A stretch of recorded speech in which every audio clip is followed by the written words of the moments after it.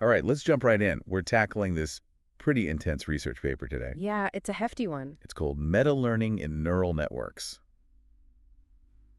a survey. By Hospital Lines and a bunch of other folks. And it's all about, well, it's about AI learning how to learn, which is, Meta learning. yeah, meta It learning. sounds kind of out there, but It's like instead of just teaching a dog to sit, you teach it how to learn any trick faster. yeah, it's like moving beyond just training for one specific task. Right. Like now we're trying to improve the whole learning process itself. Right. You got So instead of making an AI that's like amazing at spotting cats in pictures, right. we're trying to build an AI that can like just become an expert in anything, Hmm. any image recognition task really quickly. Exactly. That's the whole idea of learning to learn. Okay, that's pretty wild. But how do you even measure that? Well, that's a good question. Like what are the researchers like aiming for with this whole meta learning thing? So they actually break it down into a few key goals. One is few-shot learning. Okay, few-shot learning. I've heard that term. You have. Yeah, that's where an AI learns like a new concept. Yes. Just from a handful of A examples. handful, right? Like if you show it a couple of pictures of a pangolin, yeah. it can then identify any pangolin, even if it's like a totally new picture. Exactly. And that's huge EE because, labeling data for AI, It takes forever. it's expensive. It takes a lot of time. It's a nightmare. So meta learning could really change the game even when you have limited data. So we're talking about making AI development like way more efficient. Or Sure. efficient. But are there other benefits besides just being faster? Of course. Another goal is to just improve performance overall, like on complex tasks. Okay. By learning to learn, AI could potentially become more accurate and efficient than we ever thought possible. I mean, it makes sense. It's like if you're someone who has learned like good study habits, you can kind of tackle any subject like way more effectively. That's a perfect analogy. Right. And the paper also highlights the potential for AI to become more adaptable. Okay. Like robots that can learn new skills on the fly. Okay. Like imagine a robot navigating a brand new environment it's never seen before. So this is like straight out of a sci-fi movie almost. It does sound futuristic. Yeah, robots that can just like adapt and improvise in real time. Right. Okay, so we've got AI that's faster. Mm-hmm. We've got AI that's smarter. Yep. And we've got AI that's more adaptable. This is starting to sound like a little scary. It's powerful stuff, for sure. Yeah, I guess. But remember, there are many different approaches to meta learning. Right. So how do researchers even begin to, organize all of this? Oh, yeah, that's a good point. It seems like a lot. Yeah, it can be a lot, but the paper provides this really cool taxonomy. It breaks meta-learning down into 3 core parts: meta-representation, meta-optimizer, and meta-objective. Those are the big 3. Okay, let's start with meta-representation. Sure.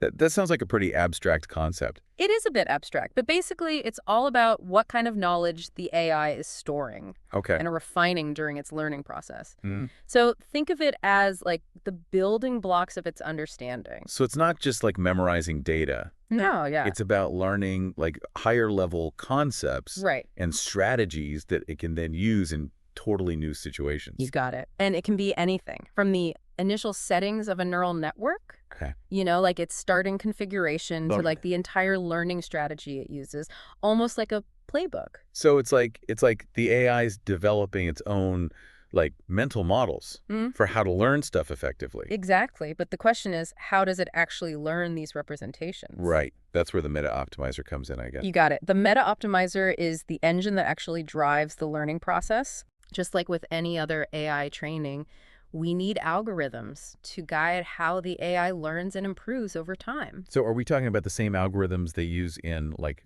regular machine learning? Yeah, some of them, like gradient descent. Right. Gradient descent. That's still relevant here.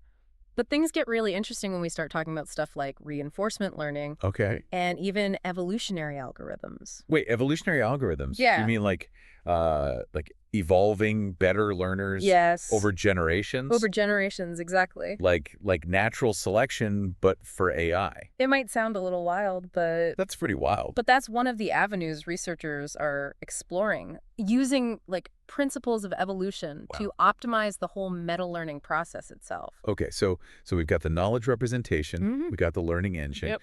What's the final piece of the puzzle? So you remember that third component I mentioned? Meta objective. That's the one. It basically defines the ultimate goal. It's the why behind all of this. The why. Right.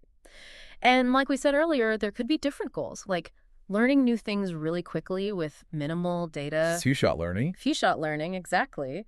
Or maybe optimizing performance on a specific kind of task. It's like setting the destination for the AI's learning journey. That's a good way to put it. We've got what it's learning, how it's learning, Yeah.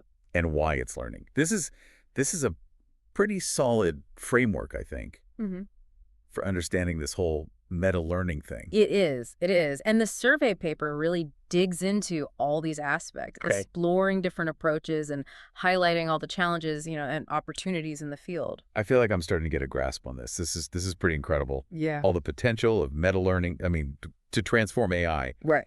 But I got to ask, Go ahead. are there any limitations? Like, is this a silver bullet, or are there still some, hurdles to overcome? Of course, we got to be realistic, right? Meta-learning is super promising. Yeah. But it's still a young field. Right. And there are definitely some hurdles. For example, one challenge is task diversity. Task diversity. What do you mean by that? So a lot of the current meta-learning algorithms, they work really well when the tasks are kind of similar to each other. Right. But if you throw in a bunch of really different tasks, Okay. their performance can take a nosedive. Oh, I see. So it's like a student who's amazing at math, but they totally bomb history. That's a perfect analogy. Right. They might have good general learning skills, Right. but some subjects are just harder for them. Yeah, and that's why researchers are trying to find ways to make these meta-learning algorithms more robust when it comes to these kinds of task shifts. Okay, so generalization across different tasks is one hurdle. What about other limitations mentioned in the paper? Well, another big one is computational cost. A lot of these meta-learning algorithms, especially the ones with those fancy optimization techniques, can be really demanding in terms of computing power. So it's there's a trade-off between achieving high performance and keeping things efficient and manageable. Right, exactly. This has been a really fantastic overview. Glad you think so. I'm starting to see the potential, like I said, but I'm also curious about real-world applications of all this. Of course, yeah. The paper mentions a few areas like computer vision, robotics. Right, lots of exciting stuff happening there. Where should we start? Well, I think we should start with computer vision. Okay. It's an area where meta-learning is already making some serious waves, especially with that whole few-shot learning concept we talked about. Perfect. Let's see how this learning-to-learn approach is actually being used to create AI that can, really see and understand the world. It's pretty amazing stuff.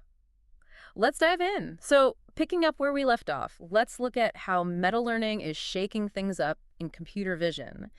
And, it's particularly powerful when it comes to few-shot learning. Right. We talked about that earlier. The idea that an AI can, learn these new visual concepts from just a few examples. It still blows my mind. How does it even work? It's pretty wild, right? So imagine you're trying to train a model to identify, let's say, different bird species.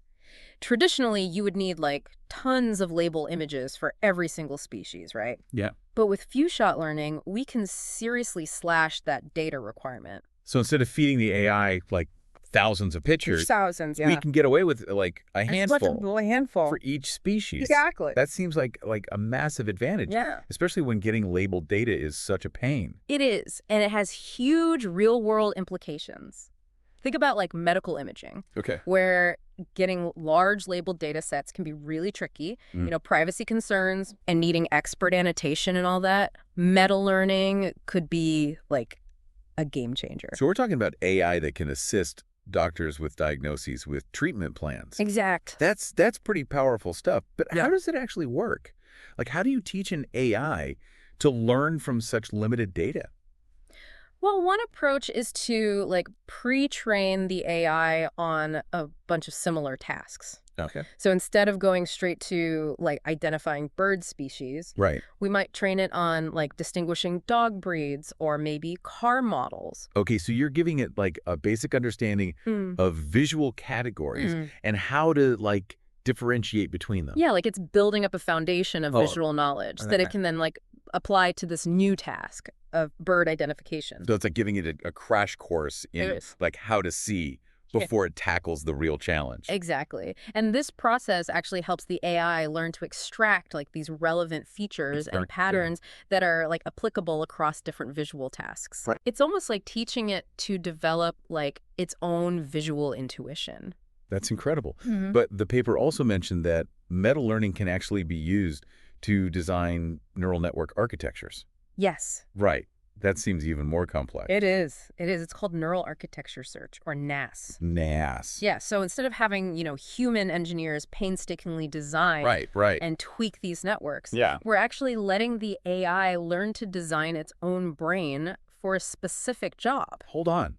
The AI is like designing its own neural network. It is. It is. How does it even know where to start? Think of it as like a trial and error process guided by meta-learning. Okay. So we give the AI like a set of building blocks for neural networks, right? Different kinds of layers, connections, activation functions, all that stuff. So it's like Lego blocks for neural networks. Yeah, kinda. Okay. And the meta-learning algorithm, it's like the master architect trying out different combinations, seeing how well they perform on certain tasks. Right. So the AI is running its own experiments, basically. It is. It see which designs work best. Exactly. And what's even more amazing is that it doesn't just like pick one best architecture. It learns from the strengths and weaknesses of all the designs it tries. Right. And gradually refines its understanding of like what makes a good architecture. So it's like the AI is developing its own like design principles for neural networks. Exactly. So we're talking about AI architects that are like better than humans at designing these systems.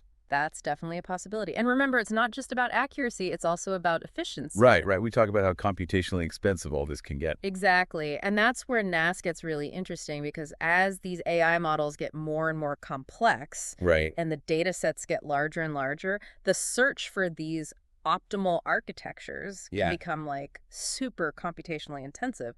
And that's where meta-learning can help us find solutions that are efficient and don't require like massive computing power. So meta-learning can help us make AI more data efficient in computer vision and design like better and more efficient neural networks. Exactly. What other areas is it being applied to? Well, let's switch gears and talk about robotics. It's a field where meta-learning is showing like huge promise, especially for something called reinforcement learning. Okay, I've heard of reinforcement learning. That's where like AI agents learn by interacting with their environment, right? Exactly. It's like training a dog with treats and punishments. Exactly. Rewards and punishments. But I remember reading that it can be very like data hungry. Is that where meta learning comes in? You got it. Traditional reinforcement learning often needs a massive amount of data and experience for these agents to learn complex tasks. Think about like training a self-driving car. It needs to navigate countless scenarios, make tons of decisions before it becomes a good driver. Right. And in the real world, collecting all that data is slow, it's expensive, and it can even be dangerous. Exactly. You can't have self-driving cars crashing all over the place just to learn. So a lot of times they use simulations. Right. But even then, traditional methods can be super inefficient. And that's where meta-learning can really speed things up. Okay, how? By training the AI on a whole bunch of different tasks. So instead of like just teaching it to drive one car in one environment, you're teaching it to like quickly adapt to any car in any environment. Exactly. By exposing it to a variety of challenges during training, it learns to extract these general principles of driving that it can then apply to new situations way faster. So it's like giving the AI a crash course in how to learn to drive. Instead of focusing on one specific car or one specific scenario. And I can see how that would be super valuable in robotics. Where, training in the real world can be so tricky. It is. And researchers have already shown how powerful this can be. They've used meta-learning to train robots to walk, to grasp objects, even to navigate mazes, way more efficiently than traditional reinforcement learning. So they're not starting from scratch every time they encounter a new task. Exactly. This ability to learn from past experiences and generalize to new situations, that's key for building truly adaptable and intelligent robots. So we're talking about robots that can learn and adapt in real time.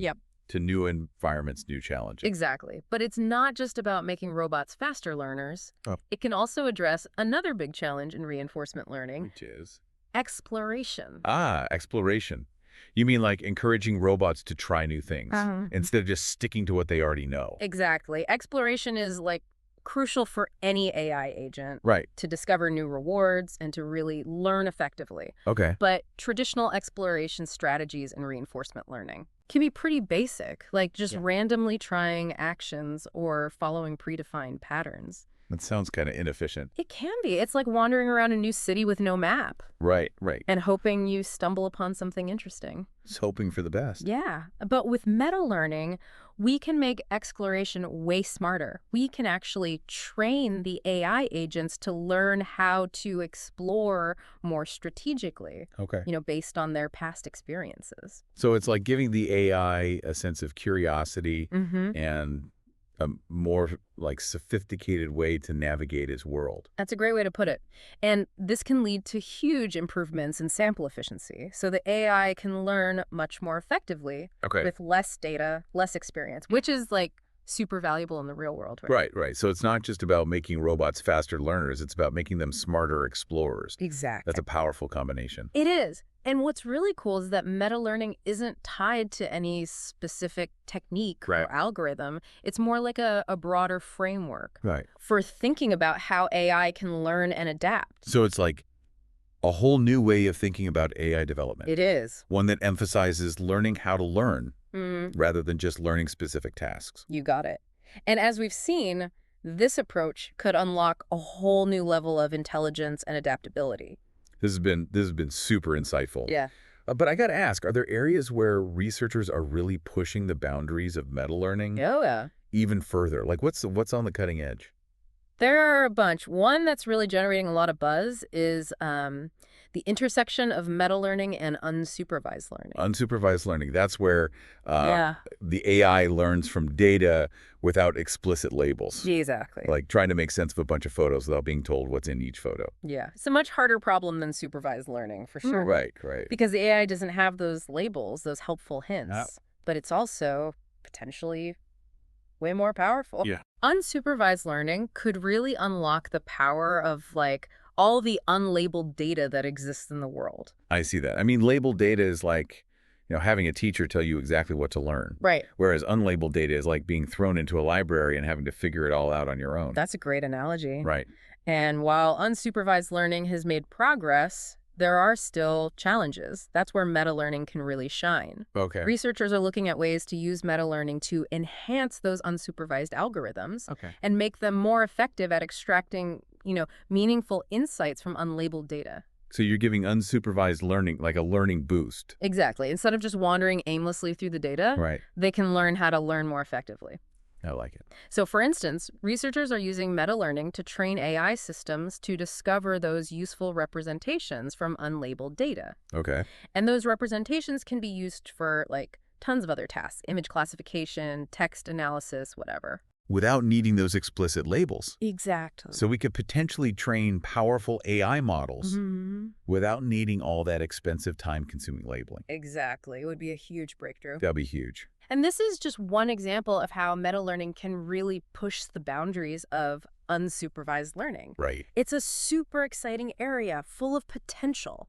It seems like meta-learning is really like pushing the boundaries of AI. Yeah, it's not just about making AI faster or more efficient. It's like a whole new way of thinking about how AI learns and adapts. And that kind of brings us to another interesting area where meta-learning is showing promise, right? Yeah. Tackling noisy data. Noisy data, the bane of every AI researcher's existence. Right. The real world is full of it. It's like trying to learn a new language from a textbook that's just riddled with typos. Yeah, exactly. Or a recipe with a bunch of wrong ingredients. Right. You might end up with something, but it's not going to be what you expected. Exactly. So how does meta-learning deal with that? Like all that messiness? Well, traditional approaches usually involve a lot of data cleaning, filtering, trying to get rid of the noise.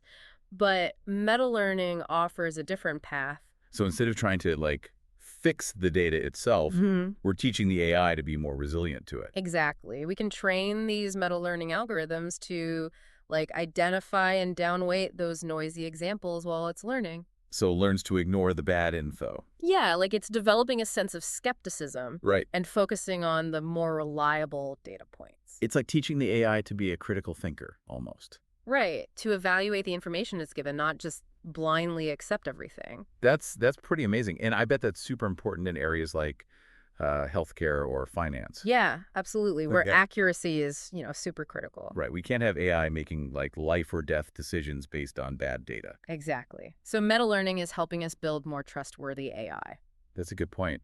But what about those like more malicious forms of data manipulation, like those adversarial attacks? Ah, yes, the sneaky stuff. Can meta learning help with that too? It can, it can. So those adversarial attacks, they're like, those tiny little changes to the input data that Right. are designed to fool the AI. Like that altered stop sign that makes a self-driving car think it's a speed limit sign? Exactly. That stuff still freaks me out.